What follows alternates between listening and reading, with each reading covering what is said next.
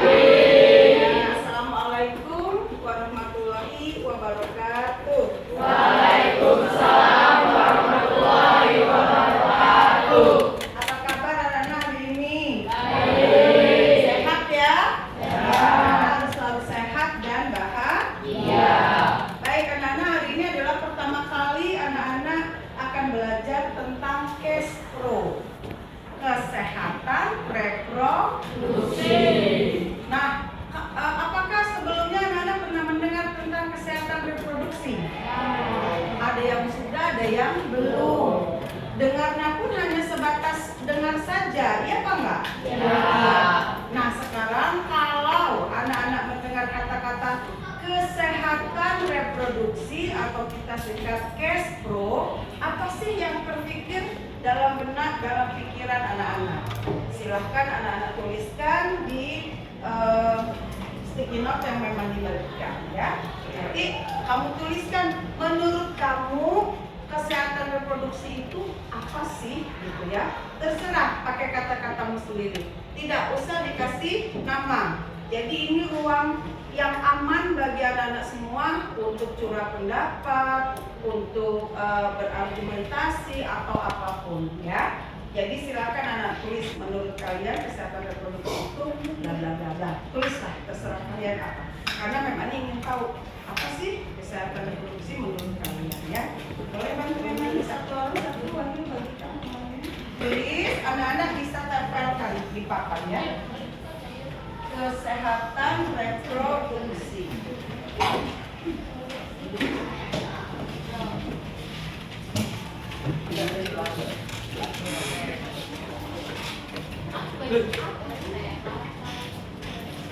Kesehatan reproduksi itu menurut kalian, silakan kalian tuliskan.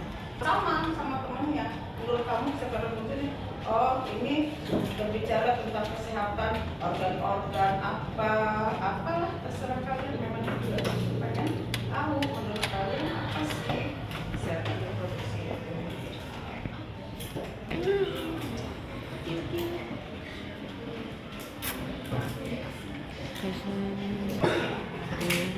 Silakan, yuk.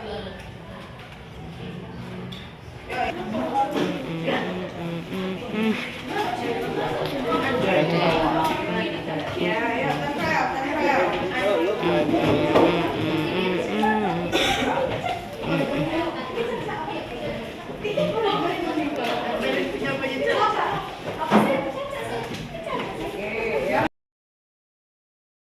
Sekarang kita sudah dapat nih apa yang ada di pikiran anak-anak kalau mendengar kata kesehatan reproduksi. Nah, menurut anak-anak kita baca ya, kesehatan reproduksi adalah menceritakan hal-hal kesehatan reproduksi, menjelaskan apa kesehatan reproduksi dalam pertumbuhan.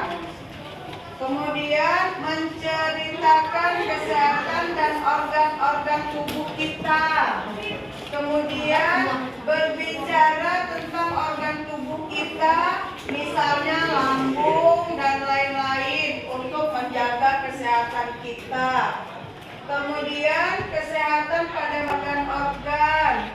Kesehatan yang dibicarakan tentang organ-organ tubuh, tentang kesehatan tubuh agar selalu sehat. Menurut saya kesehatan reproduksi adalah kesehatan yang diproduksi oleh seseorang. Pokoknya ada kata produksinya ya. Oke, nggak apa-apa. Kemudian membahas tentang kesehatan dan organ-organ di tubuh manusia. Berbicara tentang reproduksi atau membahas kesehatan reproduksi yang dimiliki manusia. Oke. Kalau Bu Ani bisa simpulkan, kesehatan reproduksi menurut anak-anak terkait dengan kesehatan organ-organ tubuh ya, seperti itu ya. Oke, nah tidak apa-apa, ini adalah pendapat kalian karena baru pertama kali mengenal kata kesehatan reproduksi. Sekarang kita akan lihat dulu kesehatan reproduksi itu apa sih sebetulnya maknanya, seperti itu ya. Tahu lebih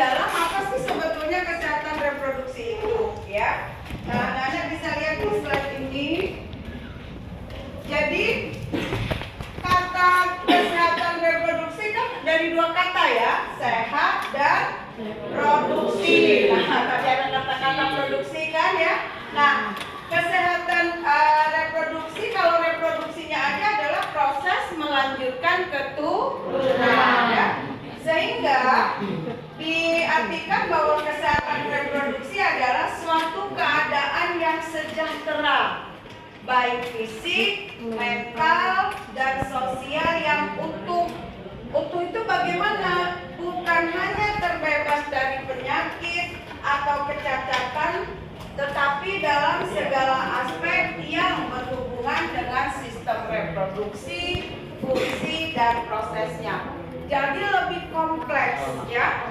Jadi sehatnya itu tidak hanya tidak cacat, tapi dia harus sejahtera fisiknya, mentalnya, dan sosialnya. Seperti itu. Kira-kira udah maksud belum kesehatan reproduksi itu? Jadi cakupannya dia lebih lengkap ya, gak hanya sehat secara fisik saja, tapi juga sehat secara mental dan sosial, gitu ya. Oke, selanjutnya anak-anak, kesehatan reproduksi itu secara lengkapnya kita sebutnya PKRS, yaitu pendidikan, kesehatan, reproduksi, dan seksualitas ya. Nah, apa definisinya? Definisinya adalah proses pengajaran dan pembelajaran berbasis kurikulum yang mencakup aspek kognitif atau pengetahuan, emosional, fisik, dan sosial dari kesehatan reproduksi. Kalau tadi anak-anak bilang tentang organ-organ tubuh, betul. Jadi organ-organ reproduksi kita itu adalah bagian dari organ-organ tubuh kita.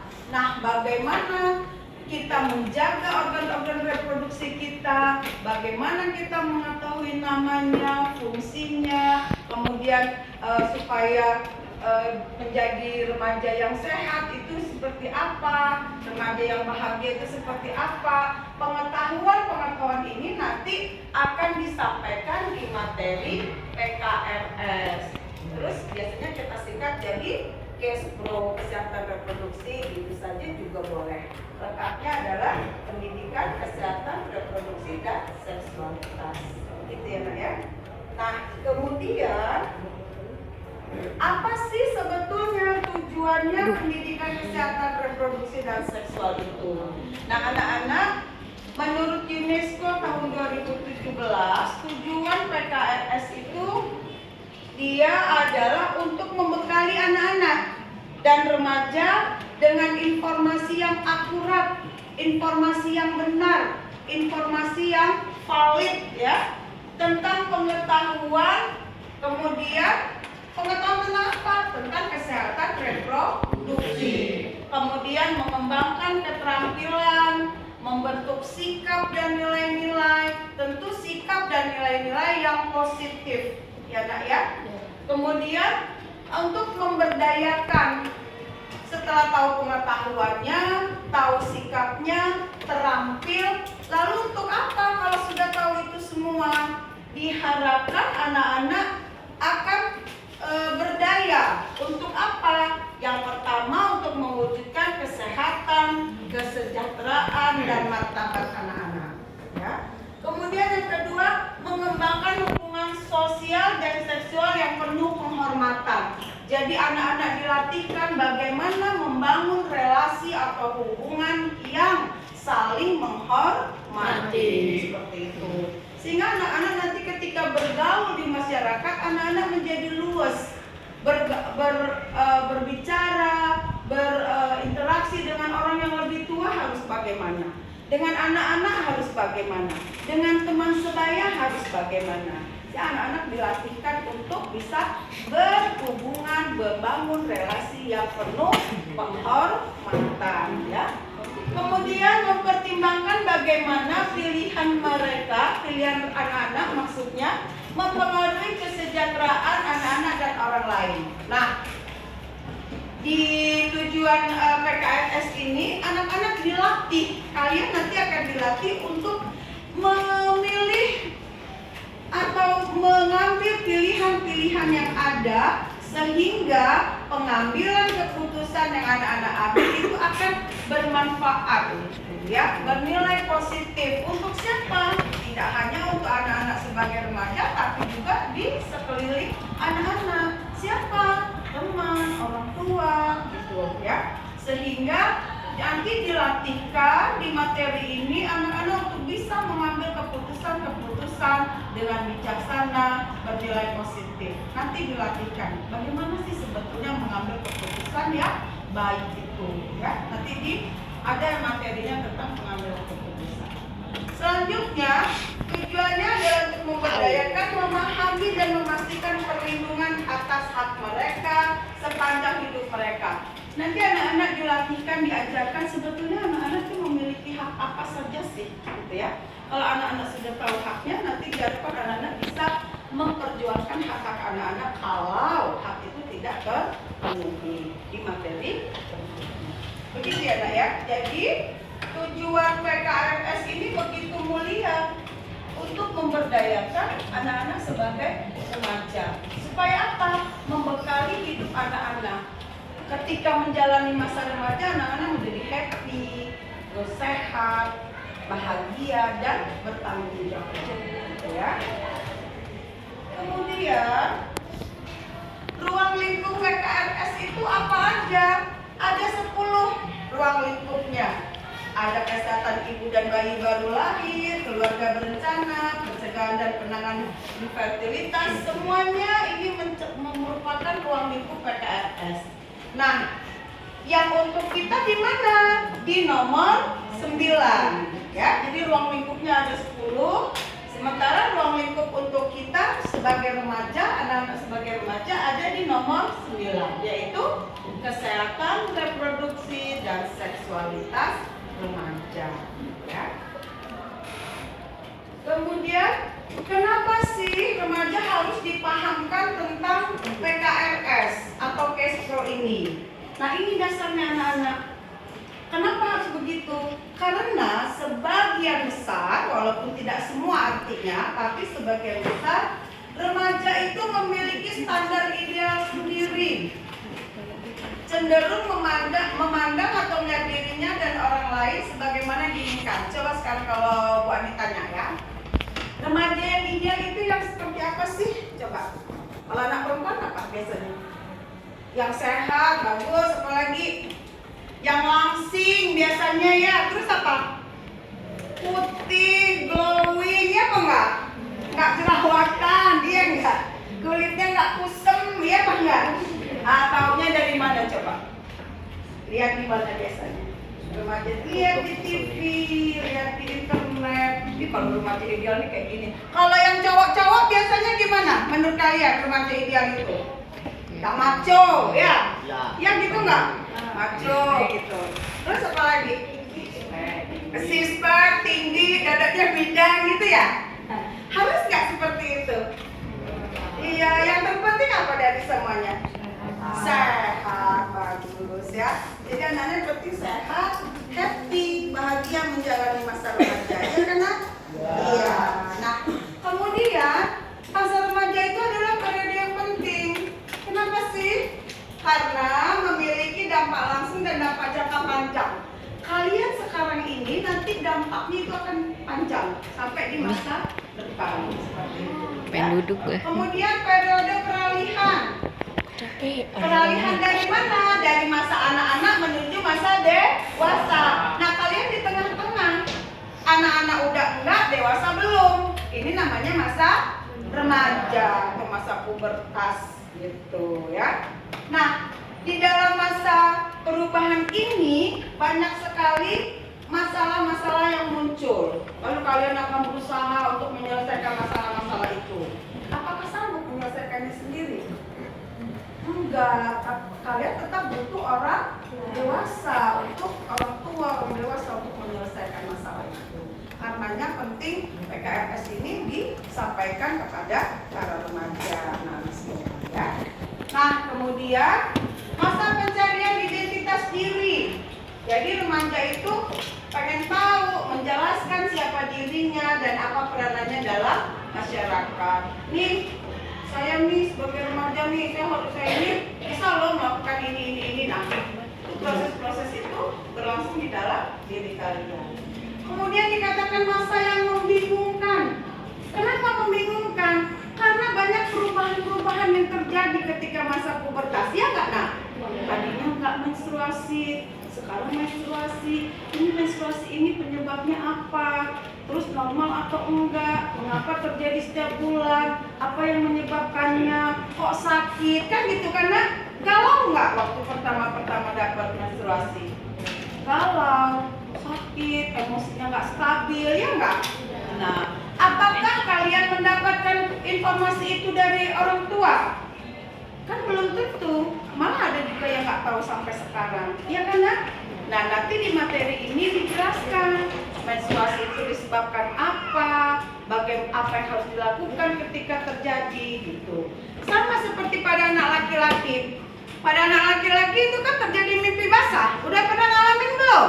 Coba sekarang yang udah ngalamin mimpi basah. Ini kita ruang aman ya, jadi aman. Kita akan berbicara apa saja di ruang kelas ini. Kita tidak akan keluar. Jadi dipucuk di ruang ini. Coba angkat tangan yang udah mimpi basah.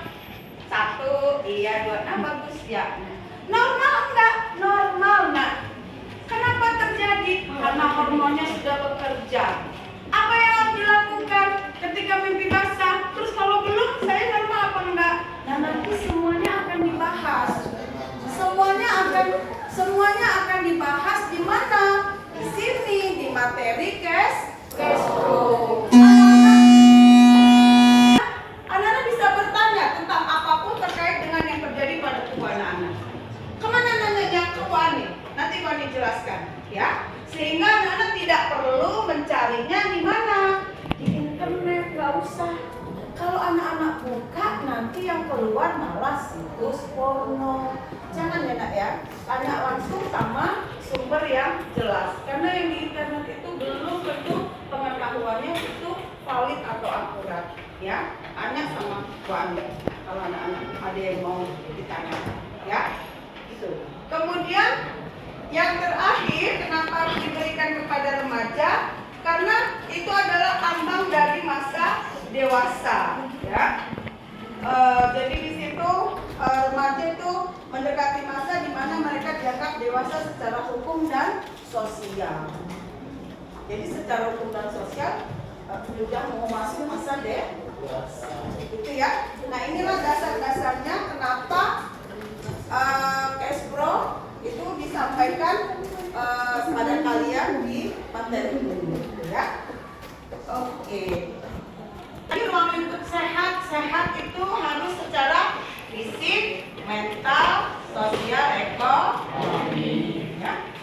Kemudian kalau sudah diberikan, apa sih sebetulnya manfaat PKLS yang komprehensif itu? Banyak anak-anak, ini antara lain. Jadi anak-anak bisa mengenali diri sendiri, karakter anak-anak bagaimana, apa kekuatannya, apa kelemahannya.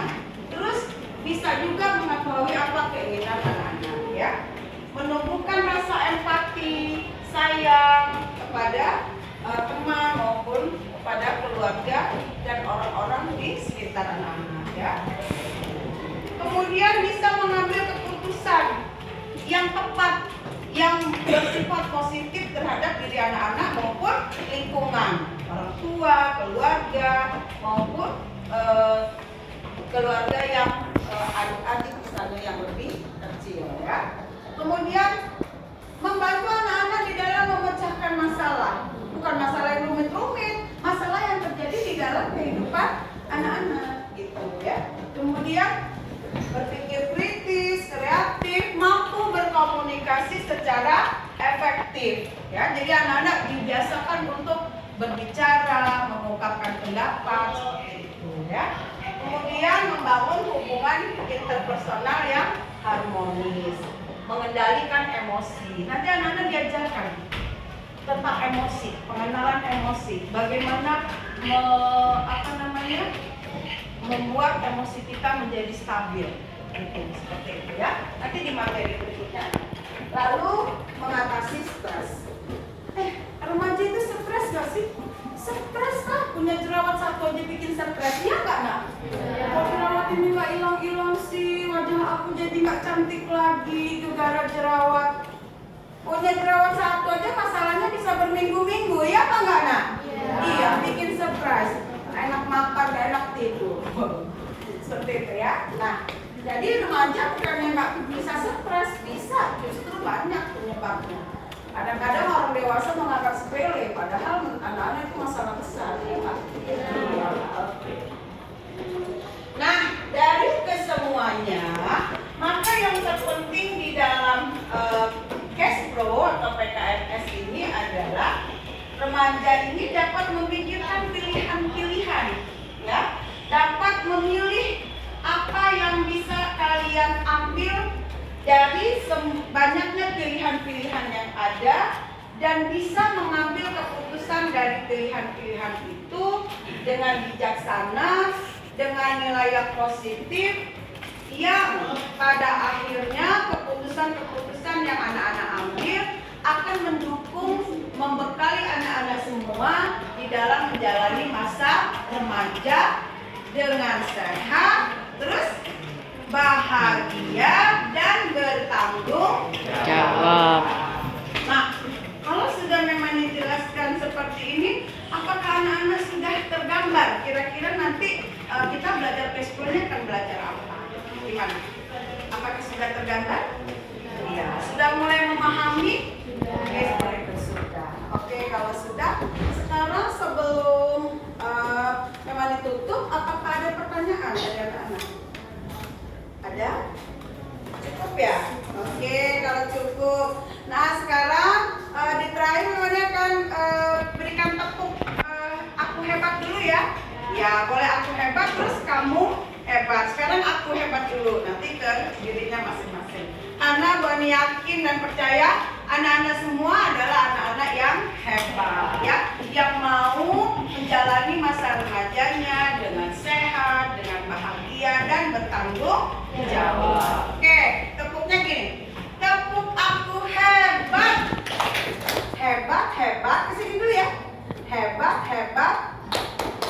Hebat gitu ya. Ke kita dulu karena kita juga harus menghargai diri kita sendiri ya, mengaku bahwa kita ini hebat loh bisa menjalani masa remaja dengan sehat. Yuk, tepuk aku hebat.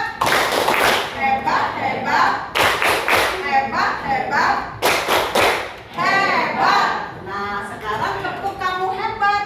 Kita menghargai, mengapresiasi teman-teman kita ya, bahwa dia juga berkontribusi dalam kehidupan kita. Gimana caranya? Tunjuk ke temannya, terserah mau tunjuk kemana. Waktu hebat-hebatnya. Saya, yuk kita mulai ya. Tepuk kamu hebat. Hebat, hebat. Hebat, hebat.